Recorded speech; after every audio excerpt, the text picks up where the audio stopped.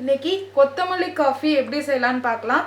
இதுக்கு தேவையான பொருட்கள் என்னன்னு பார்க்கலாமா? வர கொத்தமல்லி ஒரு கைப்பிடி, இஞ்சி ஒரு துண்டு, ஒரு டீஸ்பூன் சர்க்கரை தேவை.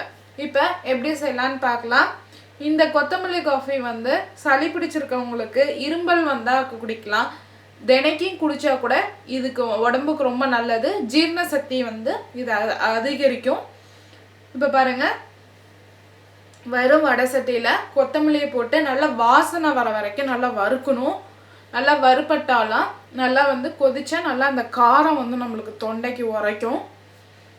இப்போ பாருங்கள், நல்லா வடை சட்டியில் நல்லா வாசனை வர வரைக்கும் இது வறுத்துக்கிட்டு இதில் நம்ம இப்போ ஒரு 1.5 கிளாஸ் தண்ணி விடணும். அது சுருங்கி 1 கிளாஸாக வர வரைக்கும் நம்ம கொதி வர வைக்கணும். அதை இதில் நான் தண்ணி விட்டுருக்கேன். இதுலேயே கொஞ்சம் இஞ்சி தட்டி போட்டிருக்கேன். இஞ்சி கொஞ்சம் கூடையே போடுங்க, அப்போ தான் அந்த காரத்தன்மை அந்த காஃபியில் இறங்கும். இப்போ நான் அது நல்லா கொதி வரணும். இப்போ பாருங்கள், நல்லா கொதி வந்துட்டு இருக்குது. இது சுருங்கி ஒரு கிளாஸாக வரணும்.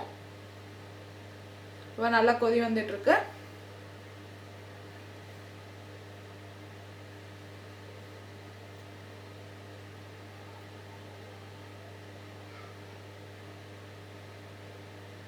இது நல்லா கொதி வந்துருச்சுனால அதை அடுப்பை ஆஃப் பண்ணிவிட்டு நம்ம ஒரு கிண்ணியில் தனியாக சர்க்கரை போட்டுக்கோங்க.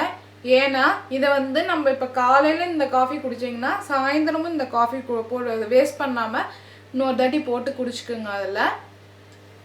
அதில் சர்க்கரை போட்டு தனியாக கிண்ணியில் சர்க்கரை போட்டு வடிகட்டி வச்சு அது கரண்டியெல்லாம் மொண்டு ஊற்றி வடிகட்டிக்குங்க.